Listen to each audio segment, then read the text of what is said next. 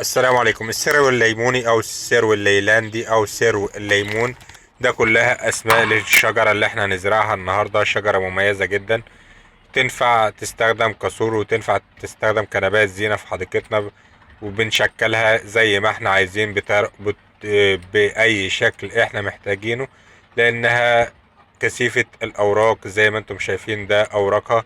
النهاردة في الفيديو ده هنتعلم طريقة زراعتها باستخدام العقل. باستخدام عقلة فقط هنتعلم ازاي نزرع سرو الليمون. له اسماء كتير. نتمنى من حضراتكم تسيبوا لنا الاسم المشهور عندكم في بلدكم. كل اللي احنا محتاجينه هو غصن من اغصان سرو الليمون او غصن من اغصان الشجرة، وبنزيل منه الاوراق بالطريقة اللي انتم شايفينها، ونسيب اوراق بسيطة جدا في العقلة بتاعتنا عشان تسحب العصارة لفوق، وبالتالي تديها تنشط الجذور معانا. بعد ما استخدمناها طبعا بنجهز التربة بتاعتنا، تربة تكون خصبة.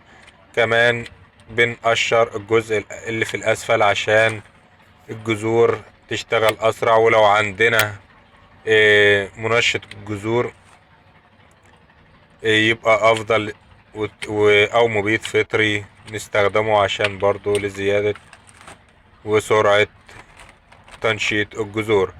بعد كده بنزرعها بالطريقة اللي انتم شايفينها اهو، وبيتم الري.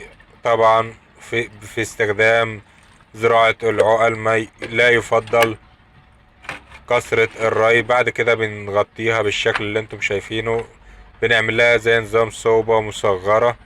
بعد حوالي اسبوعين بيكون ده النتيجة بتاعتنا. ما شاء الله بدأ الأوراق تشتغل معانا اهي. طبعا في عقلتين نشفوا، والعقلة دي ما شاء الله هي اللي اشتغلت معانا وشغالة كويس جدا. بالطريقة دي نقدر نحصل على شجرة من أشجار السرو الليموني ببساطة جدا وبدون أي تكلفة. أتمنى من حضراتكم تكونوا استفدتم من الفيديو، وشكرا لدعمكم لنا. وما تنسوش تعملوا لنا لايك للفيديو واشتراك للقناة وتفعيل زر الجرس دعما لنا للاستمرار وتقديم المزيد. وتابعونا إن شاء الله في فيديوهات قادمة كتير لتعلم طرق الزراعة المختلفة. والسلام عليكم.